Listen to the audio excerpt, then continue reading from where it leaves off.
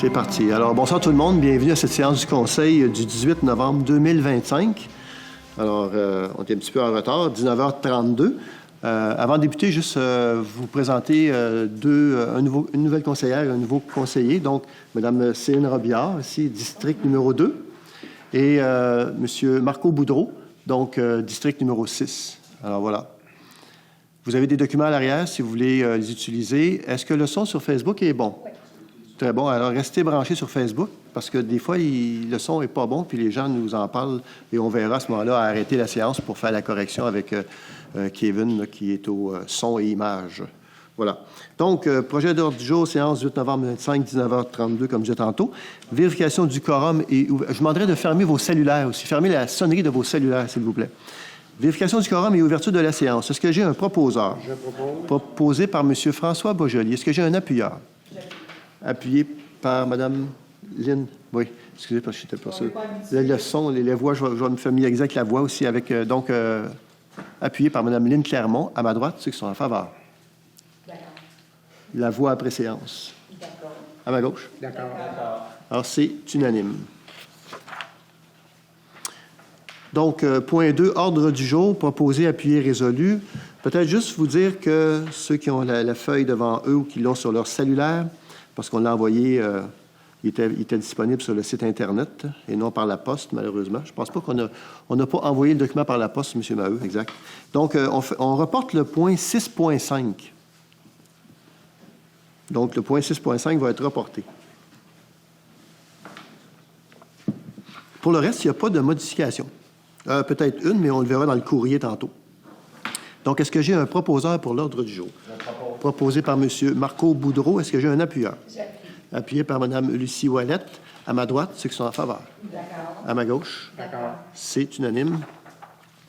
Point 3. Approbation du procès-verbal du 1er octobre 2025. Même ceux qui n'étaient pas là lorsque la séance a eu cours, vous pouvez quand même, évidemment, participer au vote proposé ou appuyer et participer au vote. Donc, considérant qu'une copie du procès-verbal a été préalablement transmise aux membres du conseil municipal et qu'ils reconnaissent en avoir pris connaissance, en conséquence, proposé, appuyé, résolu que le procès-verbal du 1er octobre 2025 soit approuvé. S'il n'y a pas de modification à apporter, j'aurais besoin de quelqu'un pour proposer. Proposé par Mme Lynn Clermont. Est-ce que j'ai un appuyeur? Appuyé par Mme Lucie Ouellette. À ma droite, ceux qui sont en faveur. À ma gauche. C'est unanime. Point 4. Oui, information suivie de dossier. Pour le moment, personnellement, je n'en ai pas, si ce n'est que ce qu'on a ici, donc la résolution 2025-08-291. En fait, c'est une résolution qu'on va abroger parce qu'elle n'est pas nécessaire. Ce n'est pas nécessaire de la garder vivante parce que vous allez voir, je vais vous expliquer pourquoi. Donc, la résolution 2025-08-291, il y avait une demande d'aide financière. C'était pour les tourbières. C'est plus nécessaire parce que le ministère va s'occuper finalement de faire les travaux lui-même. C'est au niveau du promontoire, lorsqu'on va aux tourbières, juste aux limites, Lanoret-Saint-Thomas. Vous savez, il y a les tourbières de Lanoret, puis il y a comme un promontoire pour aller justement regarder les tourbières. Alors, il est démantelé d'ailleurs, celui qui était là. Ils vont en refaire un. Ils vont s'en occuper. Au départ, on devait faire une demande d'aide financière et s'en occuper nous-mêmes. Ils vont le faire eux-mêmes. Alors, c'est parfait. Donc, cette résolution-là n'a plus lieu d'être. L'autre résolution, 2025-09-327, demande de soutien pacte rural. Il y avait un projet qui avait été soumis au Conseil et ce projet-là, finalement, a trouvé du financement d'une autre façon. Donc, nous, ce qu'on avait voté comme appui et financement et plus nécessaire, c'était le frigidaire congélateur. Donc, cette demande-là ne tient plus la route pour nous. Alors, on va abroger la résolution. Et 2025-10-369, fermeture de rue. On avait une demande de fermeture de rue. Et comme c'est plus nécessaire de la garder vivante, elle aussi, alors on va l'abroger. Voilà, c'est 3 résolutions qu'on va abroger. Donc, que les résolutions 2025-08-291, 2025-09-327 et 2025-10-369 soient abrogées. Est-ce que j'ai un proposeur? Je propose. Proposé par M. François Beaujolier. Est-ce que j'ai un appuyeur? J'appuie. Appuyé par M. Marco Boudreau. À ma droite, ceux qui sont en faveur. À ma gauche. C'est unanime. Période de questions. J'en profite pour rappeler aux gens qui nous écoutent sur Facebook. Vous pourrez poser vos questions. Vous pouvez les poser tout de suite et on les lira à la fin, par contre. On répond aux questions sur Facebook, mais à la fin de la séance, à la dernière période de questions. Mais là, il y a une période de questions à ce moment-ci de la séance. Est-ce qu'il y a des gens dans la salle qui ont des questions? Oui, si vous avez des questions, vous allez au micro, vous vous nommez, vous posez votre question. Si vous ne voulez pas être à la caméra, vous le dites à, je ne me rappelle plus de ton nom. Mathis.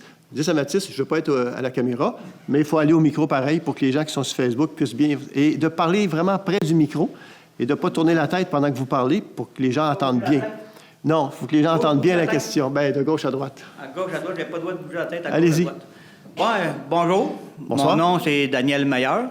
Je m'occupe de la balle, balle donnée sur le terrain. Ça fait une couple d'années. Cette année, ça a très bien marché. En passant, félicitations aux élections. Moi, je suis ici pour comprendre quelque chose. Je suis venu au conseil, j'ai demandé des filets de sécurité. C'était accordé par le conseil. Je vous remercie beaucoup. Mais après ça, c'est qui décide comment ça fonctionne, les filets? Puis qu'ils ont mis des filets comme à 20 pieds, il aurait fallu que ça y ait à 30 pieds.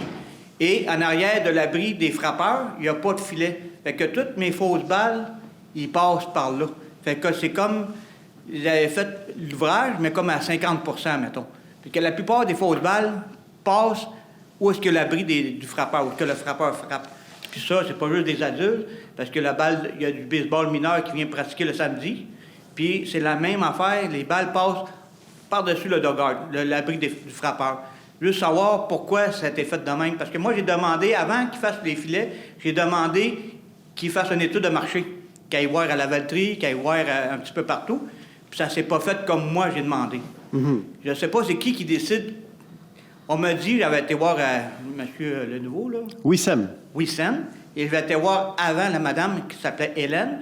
Oui. Oui. Ils m'ont dit que les assurances ont demandé 20 pieds. C'était fait, 20 pieds, parfait, pas de problème. Mais j'ai été voir le gars qui construisait, qui faisait les filets, puis ils m'ont dit que c'est rare qu'on mette des filets à 20 pieds. Quand il est sur le bord du chemin, on met ça normalement à 30 pieds. Il dit, lui, c'est comme la première fois qu'il voyait ça. Puis quand tu es sur le bord d'une école, on met ça aussi à 30 pieds. Fait que, admettons, il aurait pu avoir moins de fausses balles encore sur le chemin, puis sur le côté école. Puis ça, c'est pas juste, on m'a dit une fois, c'est du baseball récréatif. Mais j'ai du 12-13 ans qui vient jouer, puis la balle, elle traverse pareil. Juste ça, tu sais, on a investi un peu d'argent, mais qu'on investisse bien. Juste ça, puis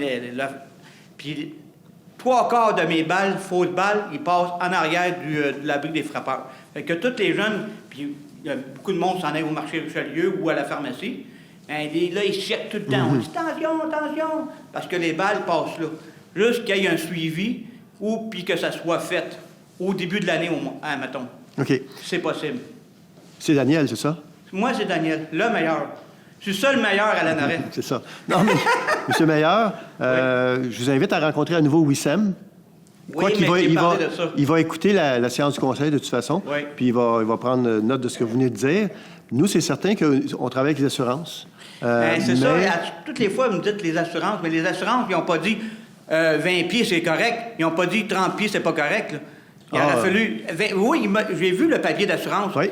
Les assurances ont dit 20 pieds. Exact. 20 pieds minimum. Mais ils n'ont pas dit pas mettre de filet en haut de l'abri des frappeurs. Bon, ce qui vient me chercher le plus dans votre explication ce soir, c'est vraiment en arrière de l'abri des frappeurs. Oui. Là, il y a un problème, j'imagine, parce que s'il passe tout là, il faut le régler. Oui. Fait que je pense que Wissem va...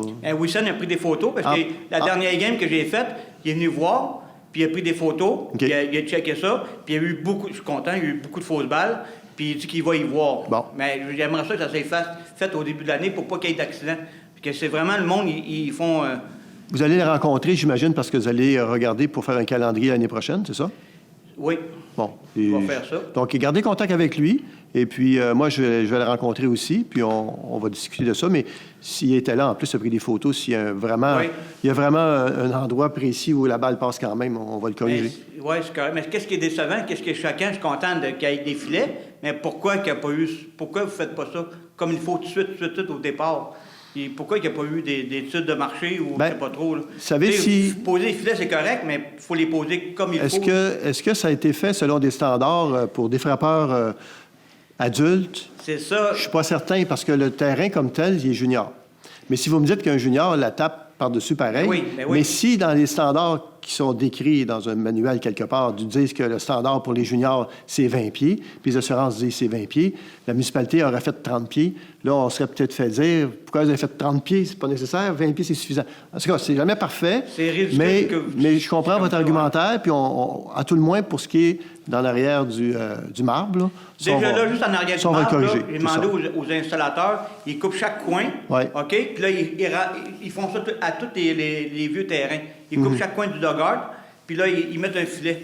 C'est bon. Déjà là, 70% des fausses balles sont réglées. Là. C'est bon. Déjà là, Parfait. je serais bien content. Alors, on vous a entendu, puis... Puis les lumières, si c'est possible. Bien, les lumières, on va y réfléchir, Ouais. parce que vous savez que c'est un bon investissement, mais là, n'est Ouais, pas la mais question. encore là, on veut... Non, mais... pas sûr que ça soit un bon investissement. Là.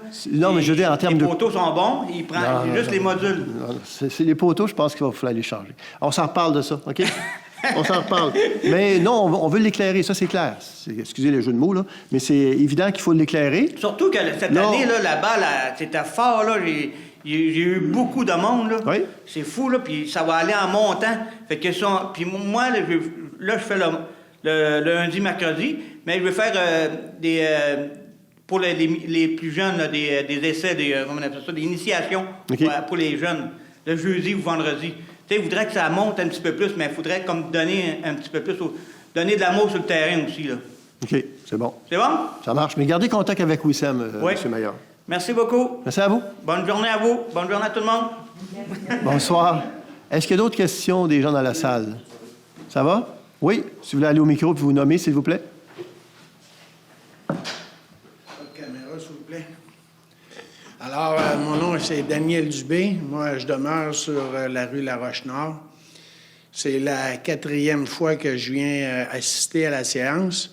Et ça fait 8 mois que je demande à la Ville de pouvoir collaborer à mettre le terrain propre qui est sur le bord du fossé, sur La Roche-Nord. Et il y avait des arbres, on appelait ça des pins gris, je crois. Des bouleaux gris. Oui. Et les bouleaux gris, là, ils étaient tous penchés là, à l'été, là, de cette façon-là. Puis, monsieur le maire a pu constater, il est venu avec un collègue qui travaille pour la Ville. Et suite à ça, effectivement, ils ont accepté de collaborer à nettoyer une partie de qu'est-ce qu'il y a. Mais il ne s'est rien passé jusqu'à date. On est rendu au mois de novembre. J'ai commencé ça au mois d'avril. Et suite à ça, la dernière porte d'Indige, j'ai ramassé 9 arbres qu'il a fallu que je découpe pour que je puisse empiler ça correctement puis nettoyer, parce que quand c'était dans la rue ou sur le terrain, ça faisait pas propre, ça faisait cochon. Excusez l'expression. Alors, naturellement, c'est pas la première fois que je ramasse des arbres qui sont couchés parce qu'ils se déracinent. Puis la terre était tellement sec, elle n'était pas humide durant l'été, que c'est encore pire quand ça tombe, là, parce que la terre est sèche. Alors, tout ça pour dire que j'ai accumulé encore un autre gros tas de bois qui est sur mon terrain, puis que M. le maire m'a confirmé que malheureusement, il ne pouvait pas rien faire avec ça, qu'il fallait que je me débrouille avec le bois, parce que la Ville ne permet pas de venir sur le terrain d'un citoyen pour ramasser ses déchets. Moi, là, j'en ai jusque-là. Je suis vraiment, vraiment impressionné de voir que la Ville de Lanoraie, quelqu'un qui veut investir, à l'heure actuelle, là, mon projet pour faire un beau terrain, c'est évalué à 125 000.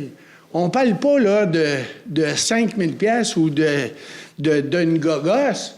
Je veux faire un bel aménagement, correctement, beau, puis enlever qu'est-ce qui est actuellement nuisible, puis dangereux. Parce que j'ai pris des photos, M. le maire, il les a eues, Puis là, c'est plus comme ça. C'est comme ça. Puis il y en a, là, qui sont dangereux à tomber ces fils électriques, puis causer encore des pannes. J'ai été 40 heures, 44 heures, pas d'électricité.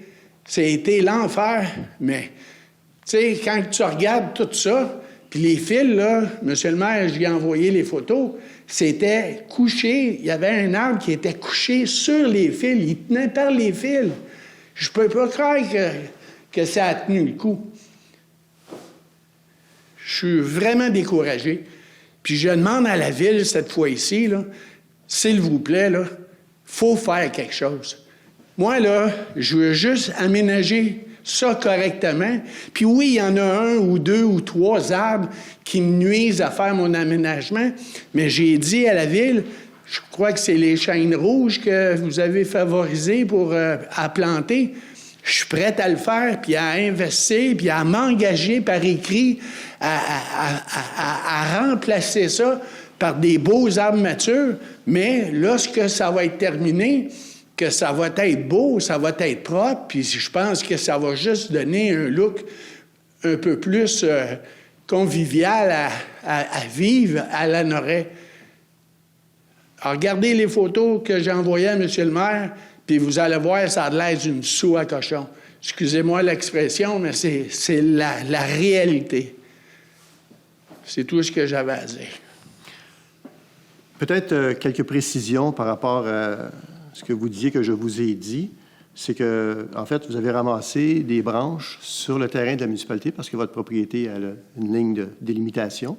Et entre votre propriété et la Roche-Nord, il y a quand même, je ne sais pas moi, il y a peut-être 15 mètres au moins entre votre ligne à vous et la rue. Et cette partie-là appartient à la municipalité. Et ce que vous me disiez, c'est que vous avez ramassé ça sur le terrain de la municipalité. Ce que je vous ai répondu, c'est que nous, on va l'entretenir à l'avenir, cette partie-là. Mais il n'y a jamais personne qui s'est présenté à ramasser. Ça, moi, j'ai téléphoné ici à la ville. Je vous ai laissé parler. J'aimerais ça pouvoir aussi parler, puis je vous donnerai la parole après, si vous permettez. OK? Donc, ça, je vous ai dit, regardez, vous avez ramassé des arbres, des feuilles ou toutes sortes de trucs dans cet espace-là qui appartient à la ville. Vous avez raison, c'est la ville qui aurait dû faire ça. Vous l'avez fait, vous l'avez mis sur votre terrain, et là, vous m'avez demandé si la ville irait ramasser sur votre terrain. Malheureusement, on ne peut pas faire ça. Idéalement, ça aurait été que la ville le fasse elle-même sur son propre terrain, ce ménage-là, et qu'elle dispose, évidemment, des feuilles et des branches qu'elle devait disposer. Là où je ne peux que vous donner raison, c'est qu'effectivement, j'étais sur place, on a marqué les arbres qui devaient être coupés. Est-ce que les employés de la voirie ont été... Parce que la tempête a pris tout le monde de court, hein, on s'entend. Je pense qu'elle n'était pas annoncée, celle-là. Là. Mais bon, comme certains me disent, vous savez qu'au mois de novembre, il peut neiger. Oui, je suis d'accord. Mais là, on était pris un peu de court, tout le monde, par rapport à ça. Donc, pour la suite des choses, la Ville va s'occuper de cette portion de terrain-là qui est la sienne, parce que les photos que vous m'avez envoyées sont parlantes, effectivement. On voit bien que les arbres sont couchés. Alors... Puis il y en a un gros, là, qui est très dangereux. Ce que je veux vous dire, c'est que, dans le fond, si vous avez coupé des arbres, parce que vous considériez que c'était dangereux, puis c'était dangereux pour les gens. J'ai rien coupé. Vous n'avez rien coupé. Tantôt, il parlait de 8 arbres. Rien. Non, je pense je les ai ramassés quand ils étaient couchés. D'accord. Mais ça, on va les ramasser, nous. Vous avez dû nous appeler, on serait allé les ramasser. On envoie une équipe, puis on les ramasse. J'ai téléphoné, monsieur le maire. Oui. Il n'y a jamais personne qui s'est présenté. Bon, bien ça, on va faire une vérification. Là, présentement, est-ce qu'il y a des choses à ramasser encore? Là, tantôt, quand j'ai quitté, là, j'ai vu qu'il y en avait un autre qui avait tombé. Là. OK. Bon. Fait que... On va envoyer quelqu'un, M. Maheu, constater ça demain, s'il vous plaît. Ils vont aller faire le constat. Si vous êtes là, tant mieux, vous pourrez expliquer la situation. Mais on va s'occuper... La municipalité ne peut que prêcher que par l'exemple. S'il y a des arbres qui sont dangereux, s'il y a si le terrain n'est pas bien entretenu, c'est notre responsabilité à nous de s'assurer que ça soit fait. Alors, mais je voulais juste préciser ce bout-là quant au fait que vous disiez tantôt que je vous avais dit non. Parce que vous avez pris ces branches-là et ces feuilles-là, ils avaient apporté sur votre terrain. Nous, on ne peut pas envoyer une équipe sur le terrain. Puis on aimerait ça le faire, mais je vais vous donner un exemple. Le 9 août, l'année passée, quand il y a eu la fameuse pluie, là, on a ramassé, je ne sais plus combien de tonnes de débris à chaque maison, avec un boule, puis des gars à pied, puis des 10 roues. Puis c'était précisé que les gens devaient le mettre sur le bord de la rue, qui est le terrain de la municipalité, parce que si on recule sur un terrain de particulier, si on fait ça, s'il arrive un accident au niveau d'assurance, on n'est pas couvert. Fait qu'on ne peut pas aller chez vous, effectivement, aller les chercher. Voilà. Mais on va envoyer quelqu'un dès demain matin, il va y avoir quelqu'un qui va aller voir ça.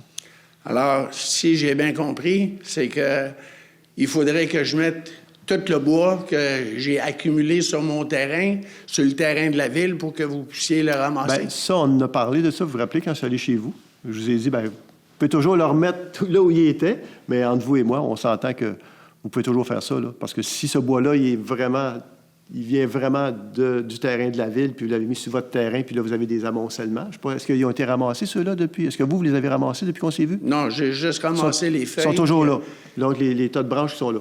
Peut-être une petite discussion par rapport à ça, M. Maheu, demain avec monsieur, pour régler ça. OK? M. Maheu va vous contacter demain, puis on va essayer de régler ça là, pour voir qu'est-ce qui peut être fait. Puis pour le reste des arbres là, qui sont vraiment là, dangereux, là, M. le maire, j'ai envoyé les photos. J'ai vos photos, je vais les transférer à M. Maheu, et demain, il va y avoir quelqu'un qui va aller chez vous, puis on va vérifier tout ça. C'est bon? Est-ce que vous pensez qu'il pourrait demander ma présence pour que je puisse les rencontrer? Bah, si vous êtes là, oui, je peux mais... vous laisser mon numéro de téléphone. Êtes-vous là en avant-midi? Je vais être là en avant-midi, c'est sûr. Ils vont aller en avant-midi. Moi, je veux que demain matin, il y a quelqu'un qui... Si les arbres sont, comme vous dites, dangereux, il faut qu'il y aille demain matin. C'est pas après-demain, puis c'est ni en après-midi, c'est demain matin qu'il faut qu'il aille voir ça. C'est bon? Parfait. C'est bon? Merci, M. le maire. Merci, membre du conseil. Merci de votre votre attitude. C'est bien. On aime ça quand les gens viennent expliquer des choses calmement pour qu'on puisse saisir le propos et puis qu'on puisse collaborer avec... c'est notre rôle. C'est ce que j'essaye de faire, M. le maire, de rester patient. Parfait. C'est bon. Merci à vous. Merci M. Dubé. Est-ce qu'il y a d'autres questions? Ça va? Donc, période de questions est terminée. Point 6, administration. 6.1, nomination du maire suppléant et du substitut à la MRC. Donc, proposé, appuyé, résolu que la conseillère, Mme Lynne Clermont, soit nommée mairesse suppléante et substitut du maire à la MRC de Dautrey pour une période se terminant à la séance de novembre 2026. De plus, que la mairesse suppléante soit autorisée à signer, pour et au nom de la municipalité, en l'absence du maire, les effets bancaires, les contrats de vente de terrain et autres documents prévus par résolution du Conseil. Est-ce que vous acceptez? Oui. Donc, acceptez. Est-ce que quelqu'un fait la proposition? Je propose. Proposée par Mme Lucie Ouellette. Est-ce que j'ai un appuyeur? Je second. Appuyé par Mme Céline Robillard. À ma droite, ceux qui sont en faveur. À ma gauche. C'est unanime. 6.2. Autorisation de signature, servitude, projet Les Vallons de Lanoraie.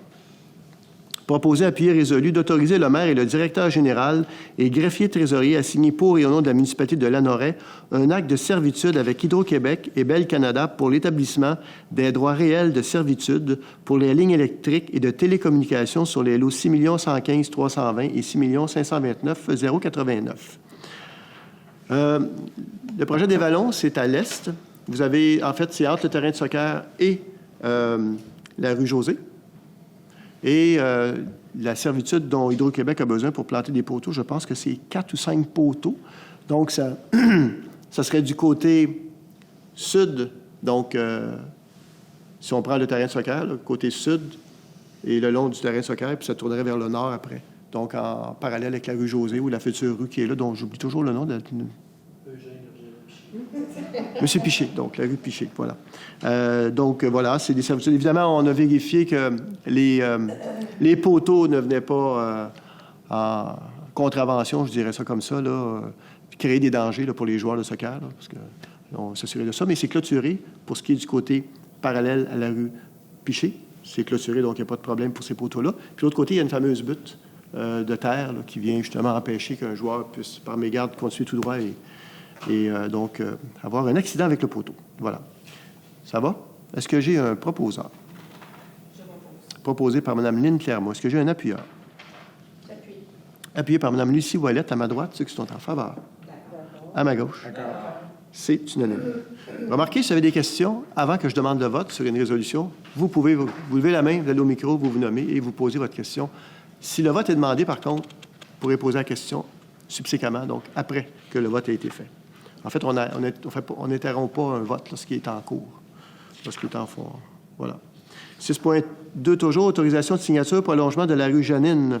Lot 6 414 285, proposé, appuyé, résolu, d'autoriser le maire et le directeur général et greffier trésorier à signer pour et au nom de la municipalité. Ouais, il manque le là, mais c'est pas bien grave. Là. Tout document nécessaire à l'acquisition du prolongement de la rue Janine, lot 6 414 285. On avait une question par rapport aux rayons nécessaires pour tourner. Est-ce qu'on a la réponse? Oui, ça a été donné à OK. M. Boisjoli, mais je peux la donner quand même. Oui. M. Foucault s'est présenté, il me disait que ça avait été fait de la même façon que les autres ronds-points ont été faits. OK. Au niveau du pavage, puis même si on aurait voulu l'étirer plus, on n'aurait pas pu nécessairement l'étirer plus, compte tenu de l'emprise des accotements puis des fossés. Donc, pour autobus scolaire, ça fonctionne. Supposé. OK. Moi, je l'ai essayé, ça a bien été. Mais je n'ai pas un autobus scolaire. Ça va? Est-ce que ça répond à vos questions? Est-ce que j'ai un proposeur? Je propose. Proposé par Mme Lynne Clermont. Est-ce que j'ai un appuyeur? J'appuie. Appuyé par Mme Lucie Ouellette. À ma droite, ceux qui sont en faveur. D'accord. À ma gauche? D'accord. C'est unanime. 6.3, personnel journalier, parc et espace vert, temps partiel. Considérant que le directeur général et greffier de trésorerie a publié une offre d'emploi pour combler un poste de journalier parc et espace vert à temps partiel, considérant que la responsable des ressources humaines et le coordonnateur aux travaux publics ont mené le processus de sélection. En conséquence, proposé, appuyé, résolu que le conseil municipal entérine, suite à la recommandation du comité, l'embauche de M. Charles Arsenault à titre de journalier parc et espace vert à temps partiel, et ce, selon la convention collective en vigueur, que l'entrée en poste de M. Charles Arsenault est effective au 19 septembre 2025. Ça va? Pour tout le monde? Est-ce que j'ai un proposeur? Je propose. Proposé par M. Marco Boudreau. Est-ce que j'ai un appuyeur? Appuyé par Mme Lynne Clermont. À ma droite, ceux qui sont en faveur. À ma gauche. C'est unanime. Personnel surveillant appariteur. Considérant que le directeur général et greffier de trésorerie a publié une offre d'emploi pour combler 2 postes de surveillance appariteur. Considérant que la responsable des ressources humaines et la directrice de vie citoyenne ont mené le processus de sélection. En conséquence, proposé, appuyé, résolu que le conseil municipal entérine, suite à la recommandation du comité, l'embauche de Mme Lisiane Potvin et M. Anthony Vachon à titre de surveillant appariteur et selon la convention collective en vigueur, que l'entrée en poste de Mme Lisiane Potvin et M. Anthony Vachon est effective au 19 septembre 2025. Il n'y a pas de conflit de date. Vous vous rappelez, la dernière fois, on avait... L'affichage a été fait, puis ça a été comblé à l'interne. Ah, Ce qui d'accord. arrive, OK, d'accord. Ça marche. C'est vrai que vu que c'est à l'interne, c'est bon. Oui, je pense que c'est des sauveteurs, c'est ça. Donc, ça va être surtout et en grande partie pour le gymnase. Le gymnase est très, très sollicité. Puis tant mieux, les gens, là, je pense, apprécient beaucoup les nouvelles installations de l'école. Et je pense que Wissem aussi, donc au loisir, fait du bon boulot à ce niveau-là. Puis tant mieux si les gens l'utilisent. Voilà. Est-ce que j'ai un proposeur? Je propose. Proposé par Mme Céline Robillard. Est-ce que j'ai un appuyeur? Appuyé par M. Marco Boudreau. À ma droite, ceux qui sont en faveur. À ma gauche? D'accord. C'est unanime. 6.4. Service juridique, mandat co-municipal 2026. Proposé, appuyé et résolu de mandater Maître Hubert Girard de Roy Girard Avocat Inc. afin de représenter la municipalité de Lanoraie à la cour municipale de la MRC de Dautré au montant annuel de 2 500 $, taxes en su, pour l'année 2026. On est dans la continuité. C'est déjà lui qui fait le travail actuellement depuis plusieurs années. Et voilà, le prix nous convient parfaitement. Est-ce que j'ai un proposeur? Je propose. Proposé par M. François Boisjoli. Est-ce que j'ai un appuyeur? Appuyé par Mme Lucie Ouellette. À ma droite, ceux qui sont en faveur. À ma gauche? D'accord. C'est unanime. 6.4, service juridique, mandat dossier asphalte général. Proposé, appuyé et résolu de mandater Maître Hubert Girard de Roy Girard Avocat, Inc., afin de représenter la municipalité de Lanoraie dans le dossier 705-17-01-21-74-254. La municipalité, donc, se doit de mandater un avocat dans ce dossier-là, et en l'occurrence, ça va être M. Hubert Girard. Voilà, je ne peux pas vous en dire plus, mais ça vous donne une idée, quand je lis service juridique, mandat, dossier, asphalte général, ça vous donne une idée du pourquoi et en tout cas de quel dossier on parle. On parle d'asphalte en général. Voilà. Est-ce que j'ai un proposeur? Je propose. Proposé par M. François Boisjoli. Est-ce que j'ai un appuyeur? Appuyé par Mme Lynne Clermont. À ma droite, ceux qui sont en faveur. À ma gauche. C'est unanime. 6.4, services juridiques, renouvellement de l'entente forfaitaire relativement à l'accès aux ressources juridiques du cabinet Bélanger-Sauvé. Considérant que la municipalité souhaite maintenir l'entente de services forfaitaires qui existe présentement avec le cabinet Bélanger-Sauvé de Joliette, considérant que dans cette perspective, le procureur de la municipalité nous a fait parvenir une proposition datée du 11 novembre 2025, valide pour toute l'année 2026. Considérant que cette proposition fait état des services juridiques suivants mis à la disposition de la municipalité moyennant une charge forfaitaire. Les communications téléphoniques avec la municipalité, qu'il s'agisse du maire ou du directeur général et des inspecteurs, et ce, dans quelques dossiers que ce soit impliquant la municipalité, qu'il s'agisse de dossiers généraux ou de dossiers spécifiques. Toute opinion verbale fournie par l'un des avocats du cabinet dans les domaines courants qui n'implique pas l'analyse de documents ou de dispositions légales ou jurisprudentielles particulières. La préparation du rapport annuel auprès de vos vérificateurs en conformité avec les dispositions du Code municipal et la pratique établie entre l'Ordre des comptables agréés et le Barreau du Québec. Le support légal requis par le personnel de la municipalité en période électorale, incluant l'accès à un avocat du bureau à l'occasion de la journée du vote par anticipation et lors de la tenue du scrutin. Tout autre service mineur dans le domaine juridique suivant la pratique habituelle qui existe dans le cadre d'une entente de ce type, entre parenthèses forfaitaire, telle que référence à des documents ou informations relatives à des points sur lesquels nous croyons qu'il y a intérêt à attirer l'attention de la municipalité, incluant la transmission de certains textes lorsqu'ils sont disponibles. Considérant qu'il apparaît que cette proposition est avantageuse pour la municipalité, considérant que la directrice générale atteste que les crédits adjointes ou directeur adjoint, considérant que le directeur général atteste que les crédits nécessaires sont disponibles à même le Fonds général de la municipalité, en conséquence, proposé, appuyé, résolu, que le préambule de la présente résolution en fasse partie intégrante pour valoir à toute fin que de droit, que la municipalité retienne la proposition de service du cabinet Bélanger-Sauvé de Joliette relativement à l'entente de type forfaitaire mensuel telle que décrite dans l'offre du 11 novembre 2025 pour un montant de 400 $ par mois, et ce pour toute l'année 2026, déboursés et taxes en su. Faire une histoire courte, lorsqu'on fait une demande à un avocat, si on demande un avis écrit, ce qui n'est pas le cas dans ce que je viens de vous lire là, évidemment, c'est toujours plus onéreux lorsqu'on fait une demande qu'on veut que l'avis soit écrit. Dans ce cas-ci, c'est souvent au téléphone, donc des informations pour régler des petits dossiers là, ou des questions en urbanisme ou tout autre domaine d'intérêt. Voilà. Est-ce que j'ai un proposeur? Je propose. Proposé par Mme Lynne Clermont. Est-ce que j'ai un appuyeur? Appuyé par Mme Lucie Ouellette. À ma droite, ceux qui sont en faveur. À ma gauche. C'est unanime. 6.4, service juridique, mandat dossier 705-80-0062-95-253.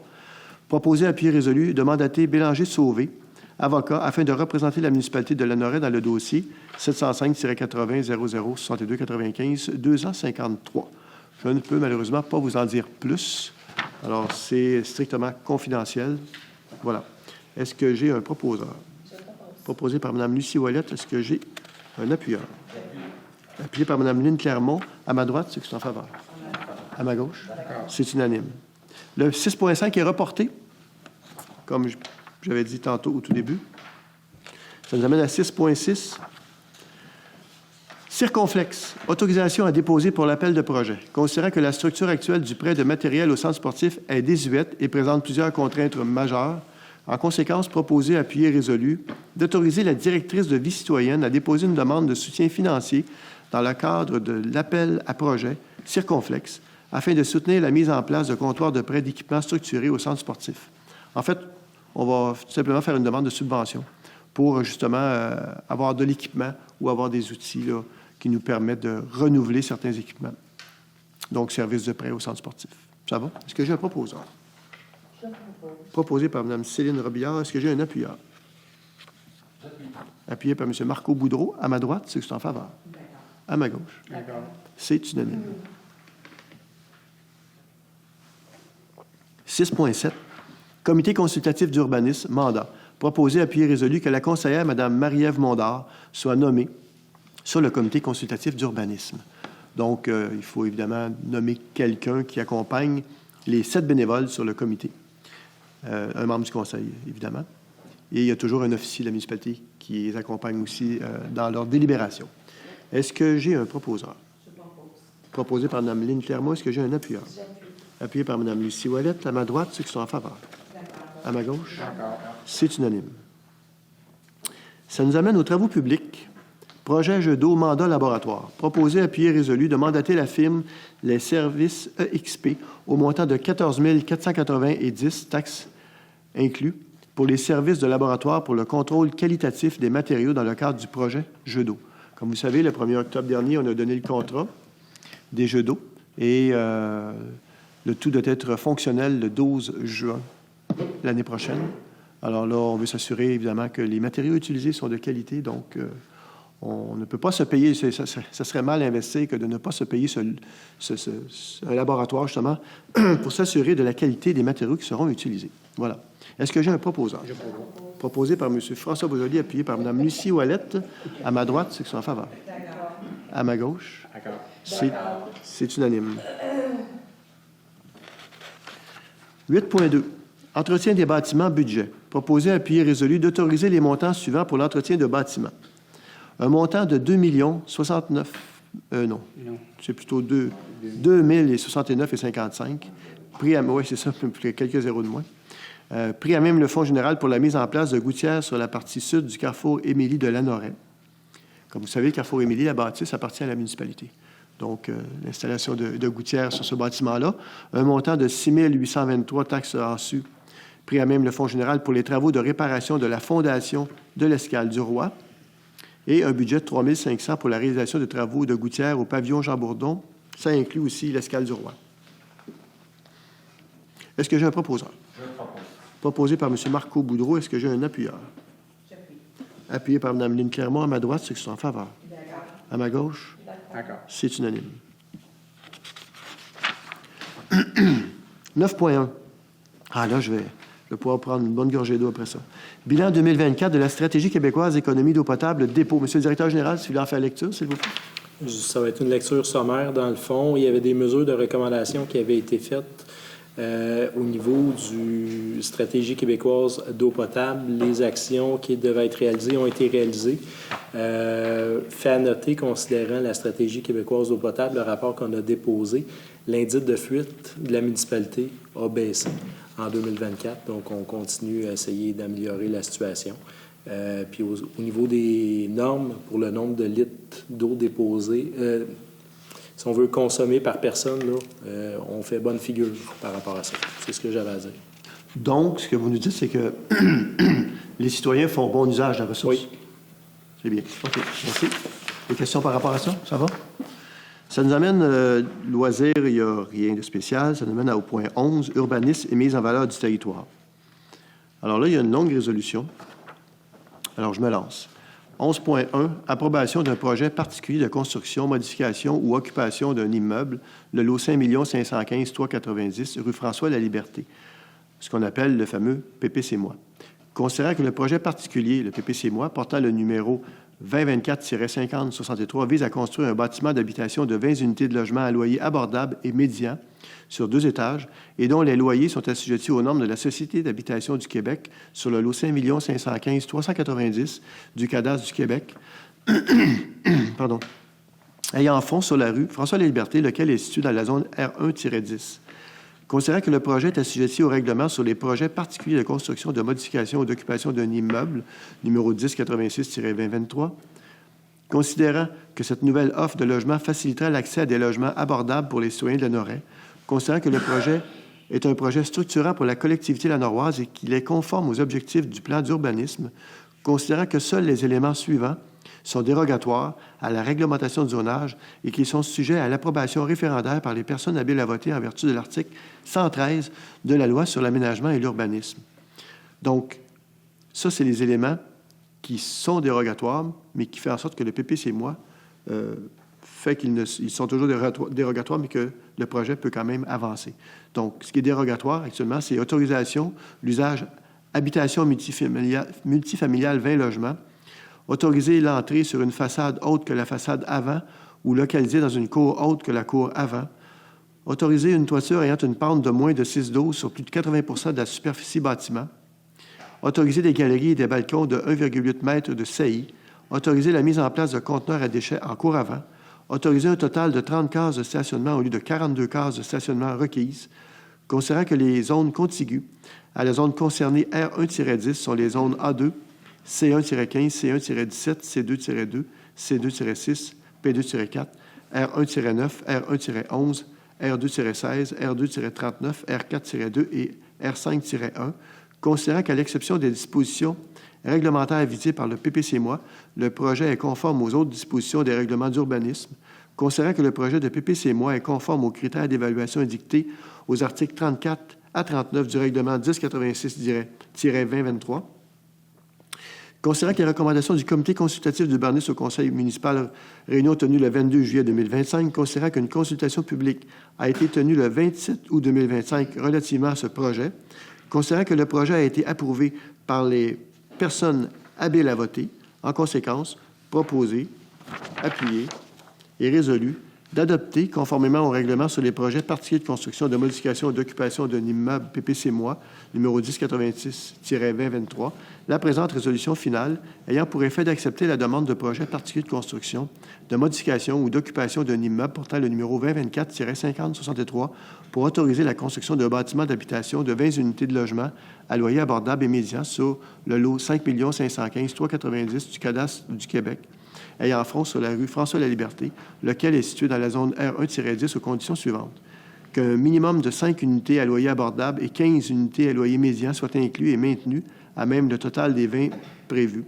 Qu'une garantie financière équivalente à 5 000 $ soit exigée afin d'assurer la réalisation complète des travaux dans le respect des plans et conditions approuvés, lequel est remboursable à la fin des travaux. Que les plans d'architecture soient modifiés de façon que l'élévation nord du bâtiment principal présente les mêmes caractéristiques architecturales que l'élévation sud, donc ajout de fenêtres et d'un avant-toit au premier étage, qu'un écran paysager soit ajouté entre la limite de l'eau au sud et l'emplacement prévu pour les matières résiduelles afin d'atténuer l'impact sur les résidences à proximité, qu'un minimum de 23 arbres soit inclus au plan pour compenser la perte du couvert forestier, que toute autre disposition réglementaire non incompatible avec la présente autorisation s'applique. Voilà. Je veux peut-être revenir sur le déroulement. Comme je disais tantôt, le 27 août, il y a eu une rencontre publique. Les gens ont pu, ici même, prendre connaissance du projet dans son intégralité, si je peux dire ça comme ça. Suite à ça, il y avait une procédure qui a été mise en place. C'est ce qu'on appelle un avis de publication. Il y a d'ailleurs sur place un panneau, il est encore là, je pense, malgré la tempête, il est probablement toujours là. Et lorsque ce premier avis de publication-là a été émis, il y a eu, dans l'avis de publication, une erreur. Il y a une zone qui a été ajoutée, elle n'aurait pas dû se retrouver là. Et du fait de cette zone-là, il y a des gens qui ont signé un document pour pouvoir demander la tenue d'un registre. Le nombre, c'était à peu près une douzaine de personnes, mais il y avait des gens qui n'étaient pas habiles à voter, donc 12, il tombait à 9, donc ou à 10. Là. Bref, il n'y avait pas suffisamment de monde pour que le registre puisse être demandé. Par contre, vu qu'on a mis une zone dans l'avis de publication qui n'aurait pas dû s'y retrouver, il y avait vice de procédure. On a dû recommencer. Donc, on a fait à nouveau un deuxième avis de publication. Et honnêtement, on s'était engagé, nous, au-delà de la procédure à laquelle nous sommes tenus de la procédure que nous sommes tenus de suivre, on avait rajouté un élément qui disait, mais il n'était pas dans la procédure, mais on a dit on va le rajouter. Et cet élément-là, vous allez voir pourquoi je vous dis ça, cet élément-là, c'était qu'on en fasse une publication en même temps sur la page Facebook de la municipalité. Ça, c'est au deuxième essai. Malheureusement, ça ne s'est pas produit. On n'a pas mis l'avis de publication sur la page Facebook de la municipalité. Mais la procédure, l'obligation de suivre les règles de la procédure, elle est intacte et elle est correcte. Et malgré le fait qu'on n'a pas mis l'avis de publication sur la page Facebook de la municipalité, et malgré le fait que c'était un dossier qui était très médiatisé, on en a parlé beaucoup le 27 août, on a parlé lors du premier avis de publication, il n'y a personne qui s'est manifesté. On avait pris un engagement ici de dire on va le mettre sur la page Facebook. Cet engagement-là, il n'a pas été respecté, on en est conscient. Par ailleurs, pour tout ce que je viens de vous dire, la médiatisation du dossier, le fait que le deuxième avis de publication, qu'on a respecté toutes les règles, il n'y a personne qui s'est manifesté. Le conseil en a discuté longuement, je vous dirais. On y a réfléchi, ça fait un bout qu'on y réfléchit, ça fait au moins 2 semaines, en tout cas, qu'on y réfléchit. Et on s'est dit, on va de l'avant. Donc, la procédure a été respectée. Il y a plusieurs trucs qu'on a appris dans ce dossier-là, en tout cas, à tout le moins, c'est qu'on va changer à l'avenir la procédure. On va changer la procédure, on va soumettre aux membres du Conseil une nouvelle procédure pour se coller à la réalité qui est celle d'aujourd'hui. Au début des années 2000, un avis de publication, et c'est encore le cas aujourd'hui, il fallait le mettre sur le parvis de l'Église. Il y a un boîtier, là, puis il faut mettre ça là. On peut continuer à le faire, mais il faut aussi s'adapter aux nouvelles réalités des communications aujourd'hui. La page Facebook de la municipalité, c'est quelque chose qui est très suivi et c'est souvent partagé dans tous les autres groupes. On est chanceux à l'honorer, on a 4 ou 5 groupes assez populaires, donc, et les gens le partagent. Alors voilà, je voulais faire cette mise au point-là. Ce n'est pas de gaieté de cœur aujourd'hui qu'on vous dit qu'on ne refera pas une troisième. On ne refera pas un troisième avis de publication pour les raisons que je viens de vous donner. Puis aussi, ce qu'il ne faut pas oublier, c'est qu'il y a un manque criant de logements à l'honoret. On a un promoteur qui est prêt à faire des logements à prix médian et abordable. Alors, on ne veut pas perdre non plus cette opportunité-là qui se présente à nous. Voilà. C'est un peu un mea culpa de notre part, mais on a appris qu'on va corriger la procédure, on va la mettre beaucoup plus transparente, beaucoup plus accessible avec tous les moyens de communication dont on dispose actuellement. Voilà. Ça fait le tour. Je ne sais pas s'il y a des gens qui ont des questions. Peut-être qu'on aura des questions tantôt sur la page Facebook là, sur laquelle les gens nous suivent. Voilà. Dans la salle, des questions? Ça vous va? Est-ce que j'ai un proposeur? Je propose. Proposé par Mme Lynne Clermont. Est-ce que j'ai un appuyeur? J'appuie. Appuyé par Mme Lucie Ouellette. À ma droite, ceux qui sont en faveur. À ma gauche? D'accord. C'est unanime. Ça nous amène au point 12. Centre d'action bénévole d'Autrey, le CABA, communément appelé le CABA.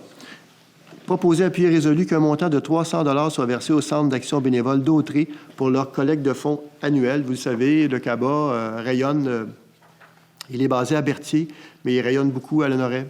Il dépend de beaucoup de gens. Et je pense qu'il va jusqu'à la Valtrie même. Alors, donc, on va les soutenir dans leur campagne de... Oui?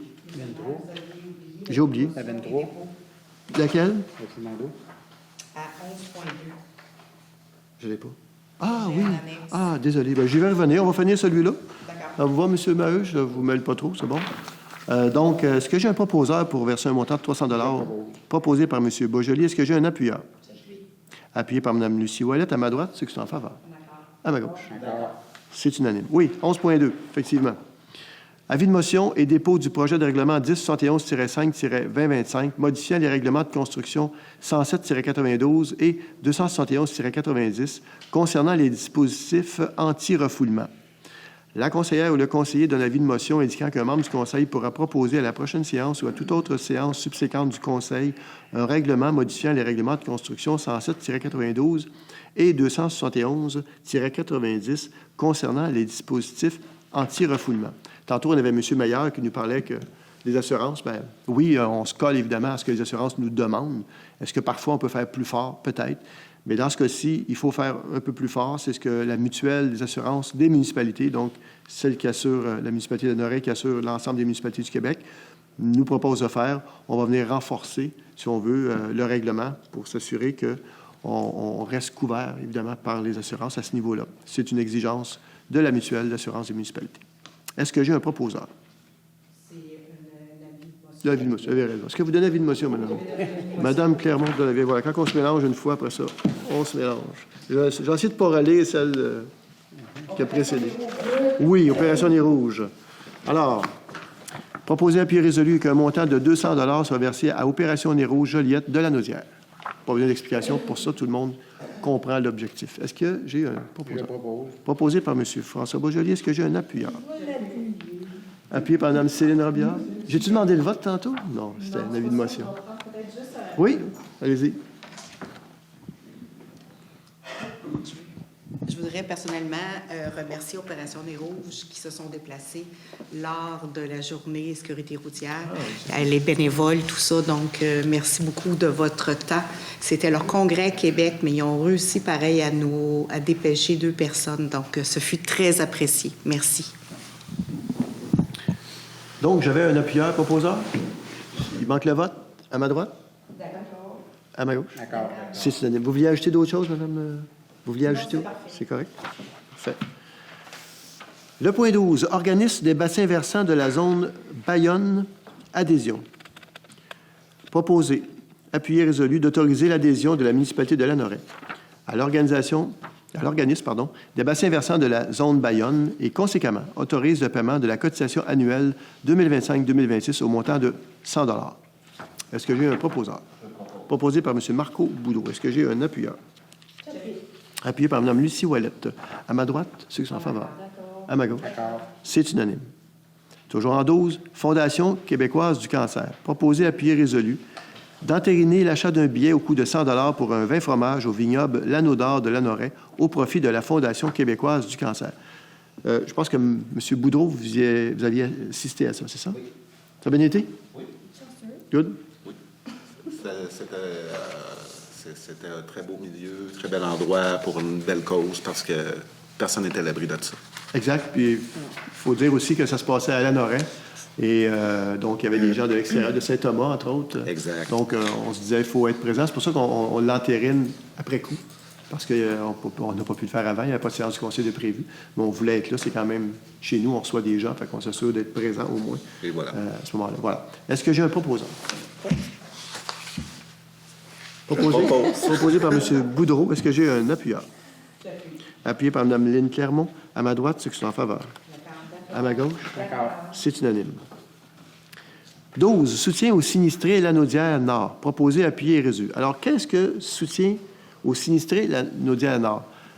Vous avez peut-être vu ceux qui suivent un peu les pages Facebook. J'ai mis une photo. C'est un autobus et c'est des bénévoles dans la Naudière qui offrent leur service. Ça ne coûte absolument rien. Ils fournissent l'essence, le personnel, ils fournissent même les soupes chaudes. Ils ont un autobus. Et puis, quand les pompiers sont appelés sur un sinistre, ils vont les rejoindre si jamais ça leur est demandé pour justement, quand il ne fait pas très beau, même quand il fait beau, là, pour pouvoir permettre aux pompiers d'avoir un petit répit dans l'autobus, puis se réchauffer ou prendre une collation.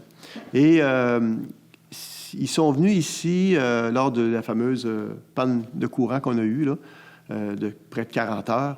Et ce sont eux qui se sont occupés de déplacer 24 personnes d'un certain âge, on va se le dire, à mobilité réduite. Et ils ont dans leur autobus aussi je ne sais pas comment le dire, mais un monte-charge, je peux dire ça comme ça, là, à même l'autobus pour justement les gens qui sont en chaise roulante. Donc, ils les descendent de l'autobus ou ils les montent dans l'autobus. Et donc, ils ont fait 2 transports de 12 personnes par transport. Ils sont venus les mener ici. Donc, il y avait 24 personnes ici dans la salle qui ont pu avoir un répit, le temps qu'on s'assure que là où ils habitent, ce soit à nouveau sécuritaire. Alors, ils ont fait ça, ils n'ont rien demandé, tout à fait bénévole. Ils m'ont fait visiter leur autobus et puis ils m'ont glissé à l'oreille que le frigidaire, parce qu'il y a un frigidaire dans l'autobus, c'est pas un gros frigidaire, c'est un frigidaire pareil, et ils m'ont glissé à l'oreille que le frigidaire avait rendu l'âme. Alors, j'ai dit, pourquoi pas, regarde, ils étaient 5, ils ont fait au moins 6 heures, ça fait 30 heures, ils n'ont rien chargé, pas un sou, puis ils interviennent régulièrement sur le territoire de la Naudière et à la Lanoraie aussi, bien sûr. Alors, j'en ai parlé au conseil, puis je leur ai dit, regardez, si on ferait un don, pour justement qu'ils puissent, ils feront ce qu'ils voudront, mais évidemment, s'ils peuvent acheter un frigidaire, pourquoi pas, là. Alors, je pense que le conseil était d'accord pour un montant de 500 $. Ça va? Est-ce que j'ai un proposeur? Je propose. Proposé par M. Boisjoli. Est-ce que j'ai un appuyeur? J'appuie. Appuyé par Mme Lucie Ouellette. À ma droite, ceux qui sont en faveur. À ma gauche? D'accord. C'est unanime. Approbation des comptes payés et à payer. Considérant qu'une copie de la liste des comptes payés et à payer a été transmise à chacun des membres du Conseil et tous déclarent en avoir pris connaissance et renoncent à sa lecture par le directeur général et greffier trésorier. Considérant que le directeur général et greffier trésorier a fourni tous les documents et explications à la satisfaction de ceux-ci, considérant que la municipalité dispose de crédits suffisants pour les fins auxquelles les dépenses sont projetées, en conséquence, proposé, appuyé, résolu, que les comptes payés et à payer, incluant les salaires, présentés par le directeur général et greffier trésorier au montant de 1 228 486,77 soient approuvés. S'il n'y a pas de questions par rapport à ça, les gens dans la salle, vous avez la liste aussi. Ça va? Donc, est-ce que j'ai un proposeur? Je propose. Proposé par Mme Lynne Clermont. Est-ce que j'ai un appuyeur? J'appuie. Appuyé par Mme Lucie Ouellette. À ma droite, c'est que c'est en faveur. D'accord. À ma gauche? D'accord. C'est unanime. Période de questions. Priorité aux gens qui se sont déplacés dans la salle. Si vous avez des questions, vous allez au micro, vous vous nommez. Ça va nous faire plaisir de voir si on peut répondre à votre question. Pensez-y. Il n'est pas trop tard. Ah, monsieur, allez-y.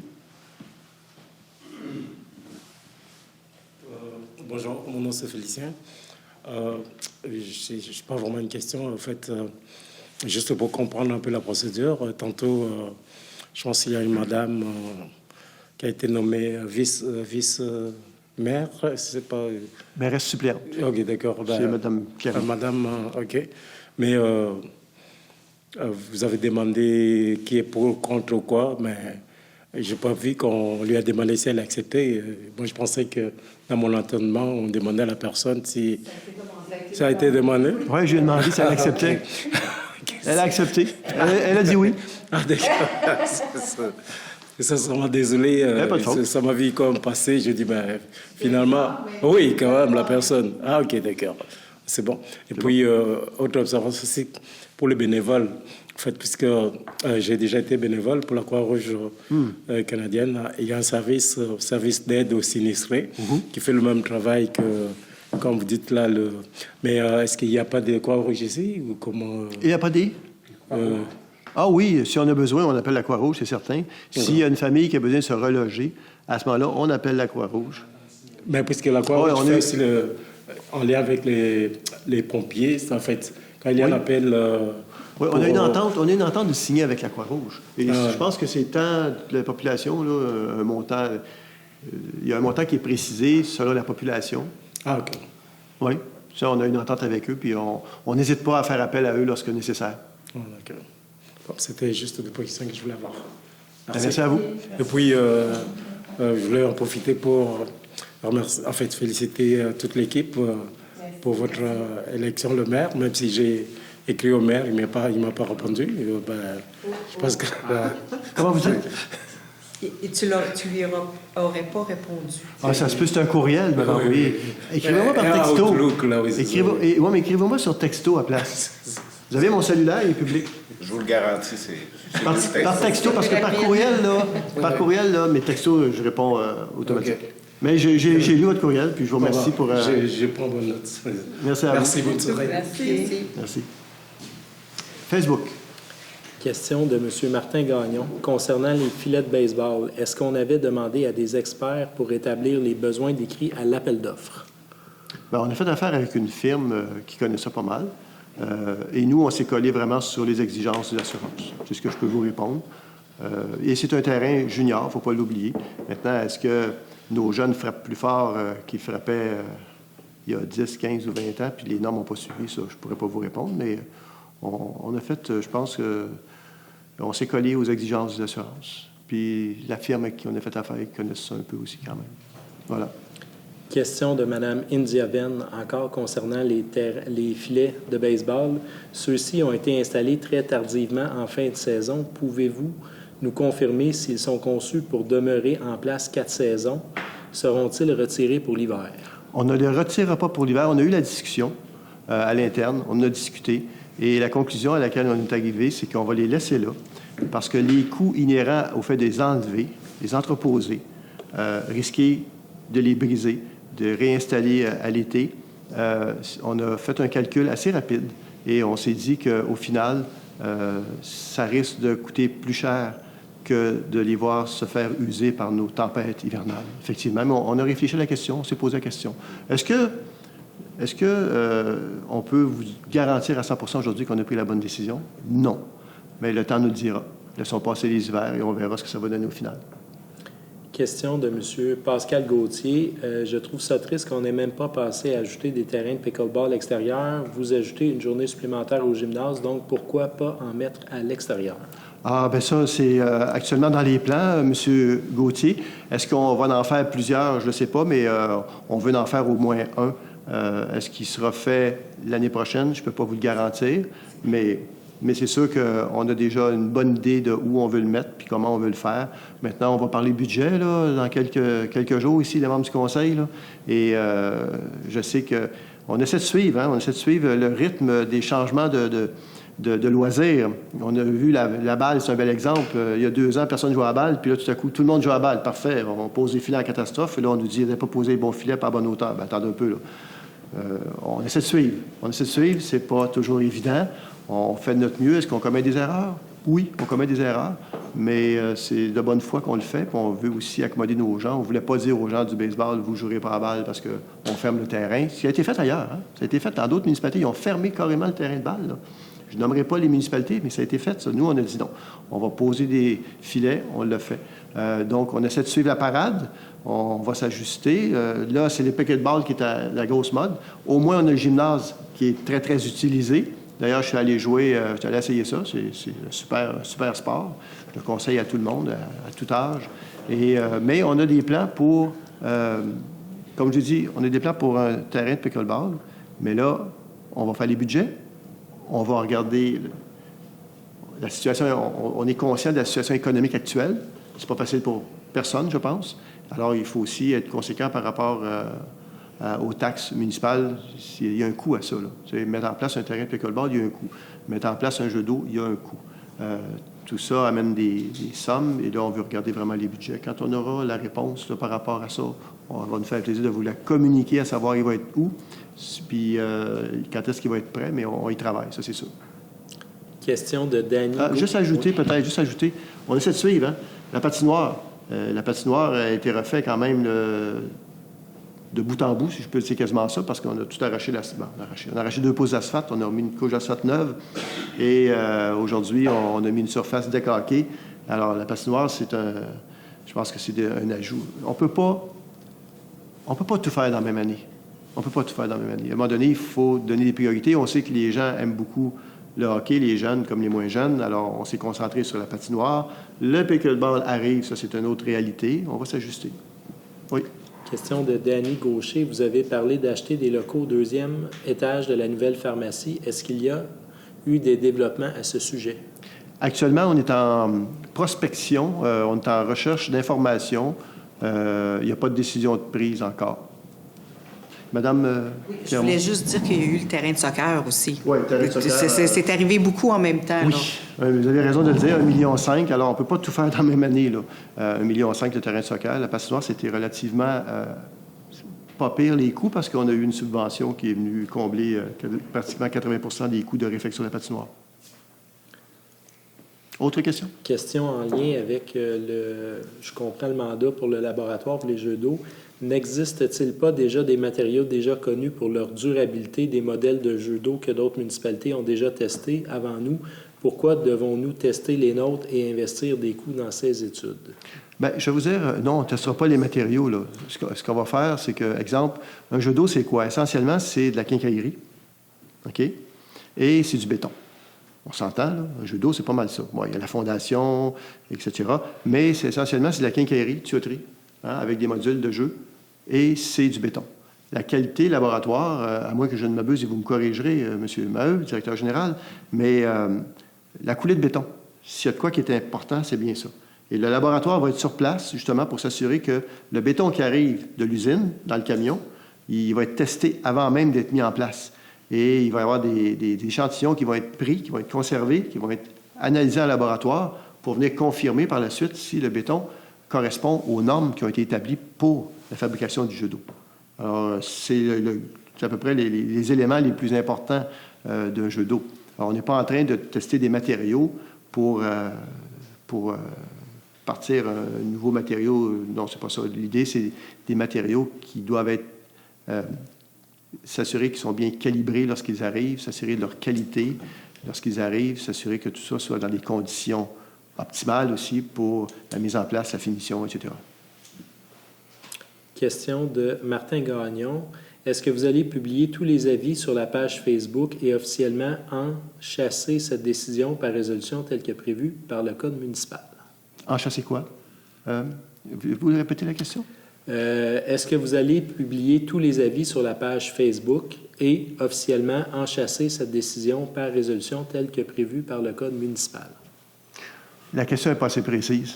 Désolé, je ne peux pas répondre à une question vague comme ça. Il faudrait qu'elle soit beaucoup plus précise que ça. Parce qu'on parle d'avis. On parle d'avis de quoi? On parle-tu d'avis juridique? On parle-tu d'avis public? Moi, je vais avoir des questions précises parce que je veux pas... J'essaie d'éviter de dire n'importe quoi. Ça m'arrive, mais j'essaie d'éviter de dire n'importe quoi. Donc, la question n'est pas suffisamment précise. Question de Jeannette Lacaire. Allez-vous aller plus loin dans votre projet de transformer le presbytère en lieu culturel? Puis Mme Lacaire aussi s'offre pour mettre son expérience à notre service. Bien, si Mme Lacaire veut se joindre au groupe de travail, parce que j'espère qu'on aura un petit groupe de travail qui va y travailler. Puis on a une personne, justement, qui a été engagée au mois d'août dernier, Sarah, dont j'oublie le nom de famille, d'ailleurs. Savez-vous? Non, pas grave. Alors, donc c'est Sarah, je l'appelle Sarah, familièrement Sarah, et qui fait un excellent boulot. Et le Conseil aura à se pencher sur cette question lors des budgets. Encore là, c'est une question de budget. Voyez-vous, là, en l'espace de 10 minutes, les gens viennent d'énumérer beaucoup de projets, pick-up ball, filet passé haut, coûte plus cher. À un moment donné, c'est que les besoins sont illimités, mais les moyens, eux, sont limités. Alors, c'est une vieille maxime qui existe depuis toujours, mais elle est très pertinente dans ce cas-ci. Alors, est-ce qu'on va tout réaliser ça dans 2026? Pas certain, mais le Conseil va se pencher sur les projets qui sont réalisables, qui peuvent être travaillés, puis qui sont aussi, sur le plan financier, supportables pour monsieur et madame tout le monde, là, qui, voilà, c'est donc question de budget. Oui. En ligne, on me souffle le nom de famille de Sarah. Oui. Detmers. C'est quoi? Detmers. Ah, OK. Je vous laisse le prononcer. Autre question, la durée de vie estimée pour les filets? Je ne sais pas. Bonne question. Mais comme je vous ai dit tantôt, honnêtement, bien, durée de vie. Est-ce que c'est avec tempête, pas de tempête? Est-ce que c'est avec, on laisse l'hiver ou pas? Je n'ai pas la réponse à cette question-là. On espère qu'ils auront une longue vie. Question de Sébastien Garou. Est-ce qu'une patinoire couverte est dans les plans? Avec les hivers qu'on a maintenant, la glace ne dure pas longtemps et même l'été sous la pluie. Comme vous dites, la patinoire sert 4 saisons. Oui. Et ça, je vous dirais que autant les conseils avant celui-ci, ce nouveau conseil-là, autant le conseil avant puis le conseil avant et avant, c'est un sujet qui a toujours été d'actualité, à savoir, est-ce qu'on se dote d'une patinoire avec un toit? Une patinoire avec un toit, je ne dirais même pas le montant, parce que ça peut varier, là, mais si on fait un toit en bois, est-ce qu'on l'a fait aux normes de la Ligue nationale en termes de grandeur ou on l'a fait un peu plus petite? Il y a un paquet de détails comme ça qui font en sorte que le prix... Et est-ce qu'on fait, comment on appelle, le réfrigéré, là? On pourrait le faire. Ça, c'est une bonne question. Tout le monde ici, parce que moi, j'en rêve, honnêtement, puis je ne suis pas un joueur de hockey, là, mais j'en rêve parce que ça permettrait, justement, parce que vous savez, on faisait remarquer que le lieu présentement où est le centre sportif, où seront les jeux d'eau, c'est un lieu qui a un haut potentiel en développement. On peut faire beaucoup de choses avec ce lieu-là.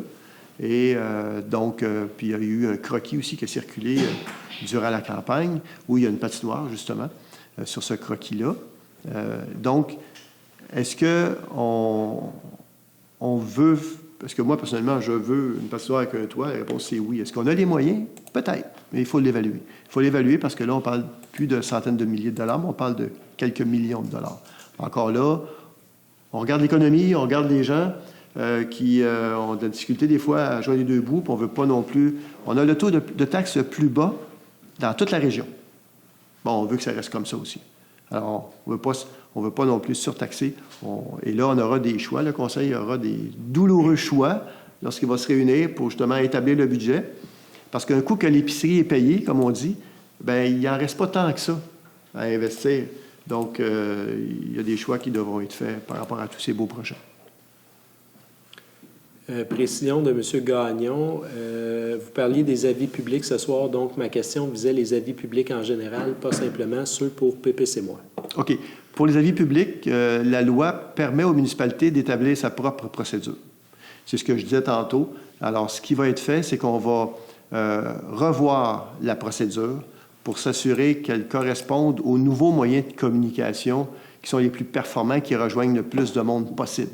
Alors, on parle de site Internet, oui, peut-être, mais la page Facebook de la municipalité est très, très regardée. Et ça, ce n'était pas dans la procédure actuellement. Alors, je pense que le Conseil aura à prendre une décision. On va faire quelques recherches aussi pour voir les modèles les plus performants qu'il y a au Québec. On veut un modèle qui va vraiment rejoindre le plus de gens possible, rapidement. Et actuellement, force est de constater que le modèle qui est en place n'est pas... parce qu'on ne va pas chercher... il n'est pas optimal. Il n'est pas optimal et on veut le rendre plus optimal que ça. C'est bon? C'est complet. Dans la salle, avez-vous réfléchi? Oui. Vous nommez, s'il vous plaît. dans le micro. Bonjour. Richie Lorando. C'est par rapport à une question sur qu'est-ce qui s'est passé lundi et mardi passé quand la neige est prise dans les arbres. Oui. Est-ce qu'il y a un plan d'intervention de la part d'Hydro-Québec pour avoir un petit peu plus élaguer la prochaine fois? Là? Parce que les arbres sont rendus quand même assez massifs directement dans les fils électriques, que ce soit sur toute la Grande Côte. Un petit peu moins sur le chemin Joliette, mais c'est la Grande Côte qui nous alimente à la Noël. Honnêtement, je ne suis pas un expert, mais ce que j'ai entendu à la radio, entre autres, puis que j'ai lu, c'est que la neige était de 3 à 6 fois plus lourde que la normale. Je pense que Hydro-Québec s'est retrouvé dans une situation inédite en termes de poids de la neige. Là, ça s'est rarement vu. Là. Et là, le problème, c'est ce qu'on m'expliquait, parce que je ne comprenais pas moi non plus ce qui se passait. Les fils n'étaient pas à terre, les poteaux étaient encore debout, tout tenait, mais dès qu'il y a une branche qui touche, ça fait que ça ne marche plus. Alors là, il y avait un paquet de branches qui touchaient au fil. Alors, il passait, là, il coupait, ou en tout cas, il dégageait les branches des fils, il repartait le courant, ça sautait encore parce que le bout qu'il avait fait, il y avait une nouvelle branche qui était retombée sur les fils. Alors, ils n'ont pas eu facile, les équipes. Maintenant, ce qu'il faut savoir, c'est que 30 des pannes de courant au Québec sont dues, le terme exact, c'est à la végétation. OK? Sont causées par la végétation. 30 Le reste, c'est du réseau qui est désuet, qui est mal entretenu. Et ça, c'est pas moi qui le dis, c'est la vérificatrice générale du Québec, Mme Leclerc, qui n'est plus, c'est plus elle maintenant, là, mais dans son rapport de 2022-2023, allez sur Internet, vous allez trouver le rapport, allez lire ça. C'est une mine d'informations par rapport justement à Hydro-Québec qui a pris un retard fou dans l'entretien et le renouvellement de ses équipements au Québec. Ils ont vraiment... il y avait un article dans le journal, je pense, cette semaine, justement, qui parlait qu'il y avait un déficit d'entretien encore, malgré le fait qu'ils ont été sermonnés par la vérificatrice générale du Québec. Il y avait un déficit d'entretien ils ont encore pris du retard par rapport à leur plan, justement, pour corriger ça. Est-ce qu'ils ont un plan? Moi, j'ai l'impression qu'ils ont été... C'est pas... La nature des pannes était inédite, moi, je vous dirais ça comme ça. On est sur le bord du fleuve, hein?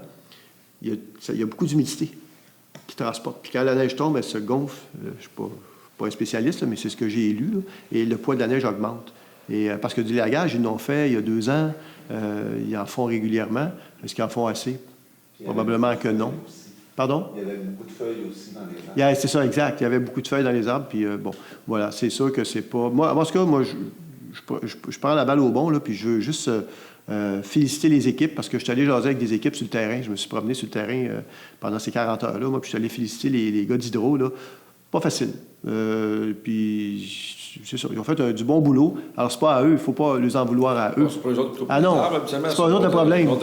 Les autres, ils règlent le problème. Mais est-ce que Hydro-Québec va tirer des leçons de ça? Probablement que oui. Puis, ils vont accélérer les investissements. Vous avez vu, ils parlent de 140 milliards d'investissements durant les 20 ou 25 prochaines années. Ça, c'est le plan de Sebia à l'époque, quand il était là, il est parti. Là. Mais c'est un plan d'investissement là, fou.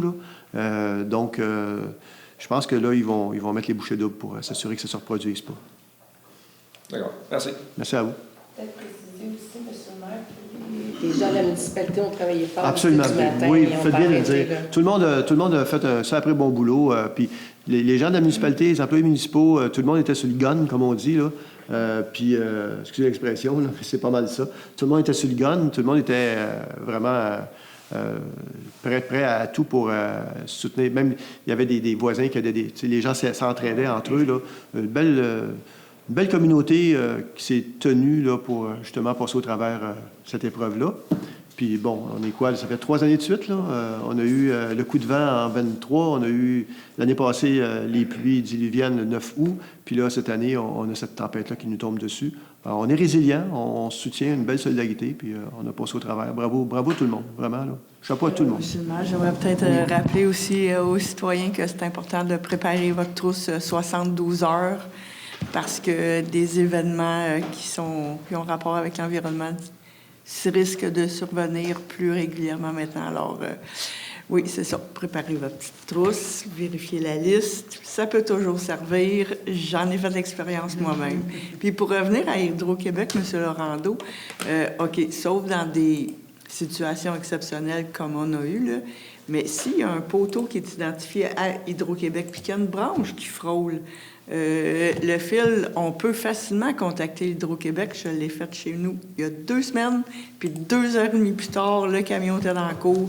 Il coupait la branche dangereuse Parce qu'avec les informations qu'il y a eu, quand c'est considéré comme étant dangereux, oui, ils donnent quand même du bon service.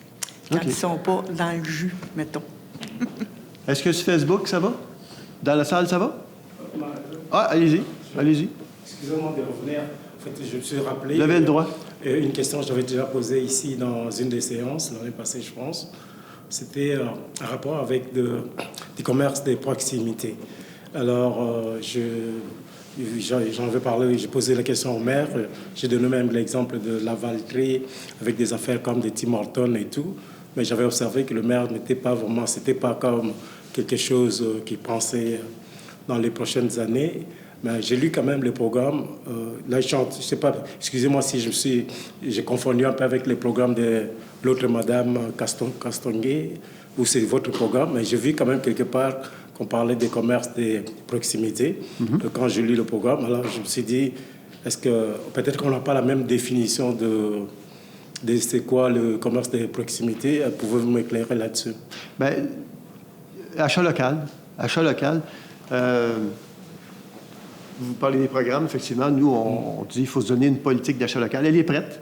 Moi, je veux que les gens d'affaires, puis les gens, pas seulement les gens d'affaires, mais surtout les gens d'affaires, les commerçants, puissent donner leur point de vue par rapport à ce que nous, on va proposer éventuellement comme politique d'achat local. Parce que les commerces de proximité, c'est important. J'en ai parlé lors de la rencontre au mois d'août dernier. Quelle rencontre? Vous n'étiez peut-être pas là. Mais la cohésion sociale, ça passe par des gens qui se voient à l'occasion, pas qu'à l'occasion, mais qui se voient souvent, puis qui font des achats, puis qui ont des services puis des biens dans leur communauté pour pouvoir se voir, se parler, échanger. Une communauté qui doit acheter ses biens et services à l'extérieur de sa propre communauté, à long terme, c'est pas une bonne idée. Alors donc, nous, on va vous présenter ça. Le truc est pas mal prêt. M. Maheu a travaillé aussi un peu là-dessus, sur la première mouture que j'avais soumise avec Marie-Ève, qui est absente ce soir. Là, on va l'améliorer. Puis quand elle va être prête, on va la soumettre, pas seulement aux gens d'affaires, mais à tout le monde. Et s'il y a des éléments qu'on peut bonifier, parce qu'on sait, dans le fond, on a regardé ce que Montréal faisait, ce que la Valtrie faisait, Terrebonne et Joliette. On a pris ces villes-là, on a regardé ce qu'ils offraient comme incitatif pour justement s'assurer qu'il y a davantage de commerces de proximité qui s'installent chez nous. Alors, il faut... on est pris, hein? On est pris entre la Valtrie, Joliette puis Berthier. Si on ne fait pas ce qu'il faut et si on ne se donne pas les moyens pour faire ce qu'il faut, ben on risque d'acheter de plus en plus nos biens et services à l'extérieur de la communauté. Ça, c'est pas une bonne idée. C'est pas moi qui le dis, c'est un sociologue, là. Il faut absolument qu'on crée cet écosystème-là, même en soins de santé. Toutes les HUG et que vous voulez, les professionnels de la santé et compagnie, il faut qu'on crée un écosystème. Puis il faut qu'on... Le plus bel exemple que je peux vous donner, le parc industriel. Le parc industriel, les gens l'oublient, mais c'est un parc industriel municipal à l'époque. C'est la municipalité qui a acquis les terrains, qui a développé le parc, qui a vendu des terrains, puis ça a permis d'avoir des centaines d'emplois dans le parc. Et ces gens-là, qui voyageaient de leur communauté d'origine, ont décidé de s'acheter une maison à Lanoraie, de se construire à Lanoraie, donc la population a augmenté. Bien, c'est un bel exemple de ce qu'il faut faire. Le gouvernement du Québec investit 25 % dans son PIB en termes d'intervention au niveau de la richesse. 25 % du PIB vient du gouvernement du Québec. Les municipalités ont des outils, comme les MRC, pour justement favoriser l'essor économique. Et on doit les utiliser, ces outils-là, les mettre à profit pour justement faire prospérer la communauté. Donc, on a une politique d'achat local. On espère pouvoir la présenter, là. Mais comme je disais tantôt, on ne peut pas tout faire dans la même année, là. Mais ça, au moins, la présenter et en discuter, ça ne coûte rien. C'est les éléments qui sont retenus à l'intérieur qui vont peut-être... il va peut-être y avoir des coûts par rapport à leur mise en place, mais au final, on va être regagnant. Je pensais tantôt à Mme Lacaire qui veut participer pour le presbytère. La culture, c'est pas une dépense, c'est un investissement. Le jour où on a compris ça, là, Churchill le disait bien d'ailleurs, hein, le jour où on a compris que la culture, c'est pas une dépense, c'est un investissement, ben ça nous permet justement de développer davantage cet aspect-là, cet univers-là qui est le monde du spectacle ou le monde de la culture en général. Désolé, la réponse est un peu longue. Mais je m'arrête là parce que je vais manquer d'eau. J'attendrai le moment venu. Parfait. Vous serez bienvenu. Ouais, ça va nous faire plaisir. Merci. Merci à vous. C'est bon? Sur Facebook, j'en ai une qui s'est rajoutée. Oui. Où est rendu le projet de trottoir entre le parc de baseball et la caserne de pompiers? Avec la venue de la pharmacie, les gens qui stationnent au parc à chiens, ça devient dangereux sur le chemin de Joliette pour marcher. On est bien d'accord, mais la question, c'est où en est rendu le projet? Ben moi, je pense qu'il n'y avait pas... On a imaginé des choses. On y a pensé. Mme Clermont peut vous en parler. On l'a regardé, on y a pensé, mais effectivement, on savait qu'un jour, ce terrain-là serait construit. Là, présentement, il est construit. Bien, il est construit. C'est en voie de se terminer, là. Et oui, il va falloir regarder ça de près, mais encore là, on a un projet présentement pour désenclaver la rue François-Laliberté, la désenclaver, parce que présentement, les gens, pour se rendre au village, qui partent de François-Laliberté, l'option qu'ils ont présentement, ils en ont deux, en fait. Soit ils passent à travers la station d'essence, et là, il y a beaucoup de va-et-vient de véhicules, c'est dangereux. Soit ils passent par le chemin Joliette, et là, même problème, il n'y a pas de trottoir, puis bon.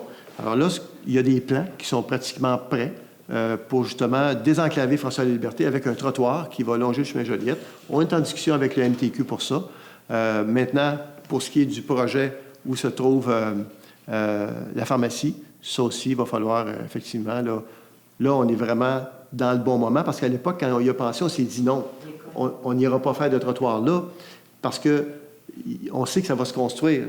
On va travailler à l'envers. On est mieux qu'attendre qu'il soit construit. Puis il y avait toujours la possibilité pour la garderie de passer par Louis-Joseph Doucet pour avoir accès au cœur du village. Donc, ça réglait pas mal ça. Fait que là, on s'est dit, il faut se concentrer sur François-Laliberté pour les désenclaver. C'est ce qu'on a fait. Les plans sont, quoi, à 85 %?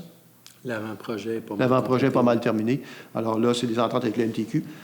En passant à le MTQ, bien, eux tant qu'ils ne font pas de chèque, ils sont d'accord. Fait qu'on devrait réussir à s'entendre avec, parce que ça va être à la charge, encore une fois, de la municipalité, parce que, pour toutes sortes de raisons, le MTQ a les budgets qu'il a ou les budgets qu'il n'a pas.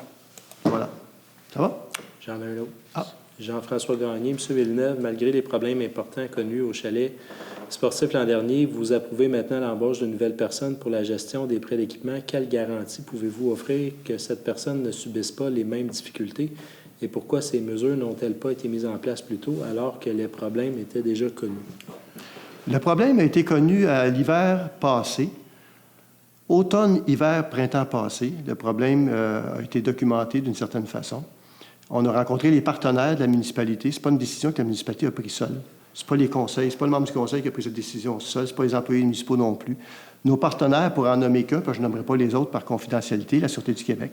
Et la conclusion à laquelle on est arrivé, c'est qu'on devait fermer le centre sportif parce qu'il y avait de l'intimidation, du harcèlement, voire des menaces qui étaient proférées. Il y avait d'autres trucs que je nommerai même pas parce que, bon... donc, il fallait le fermer pour ces raisons-là. On le fermait, puis en plus, c'est l'été. L'été, ça se passe à l'extérieur. Donc, le centre sportif était ouvert au niveau des salles de bain. Et j'ai jamais vu, moi, cet été, parce que cet été, là, j'ai jamais vu le centre sportif aussi, pas le centre sportif, mais les plateaux sportifs aussi occupés. C'était fou, là. Le baseball, le skatepark, la pétanque, la patinoire, le tennis, ça a roulé de belle façon. Donc, l'été, ça se passe à l'extérieur. Maintenant, comment s'assurer maintenant que la personne qu'on va embaucher, qui n'est pas encore en train de... qui n'est pas encore en service au centre sportif, c'est qu'on va créer une équipe. On va créer une équipe qui va justement s'assurer que tout ça soit sécuritaire, autant pour le personnel que pour les usagers du centre sportif. Alors là, on est en train justement de monter l'équipe en question. Vous comprendrez qu'on va prendre le temps de le faire correctement. On est occupé un peu depuis la semaine passée avec la tempête dont on parlait tantôt, là, qui est venue compliquer les choses, là. Il y a aussi les jeux d'eau. Les jeux d'eau, évidemment, qui est en construction présentement parce qu'on demande qu'ils soient livrés pour le 12 juin l'année prochaine, donc fonctionnel. Et quand on sait que le gel-dégel dure parfois jusqu'au 20 mai, 15 mai, 20 mai, ça dépend des hivers qu'on a, à ce moment-là, il fallait que l'entrepreneur puisse commencer maintenant.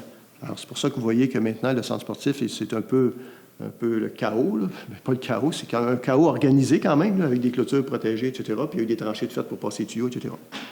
Donc, quand on va vraiment ouvrir le centre sportif, je peux vous assurer que l'équipe qui va être sur place, parce qu'on a tiré des leçons.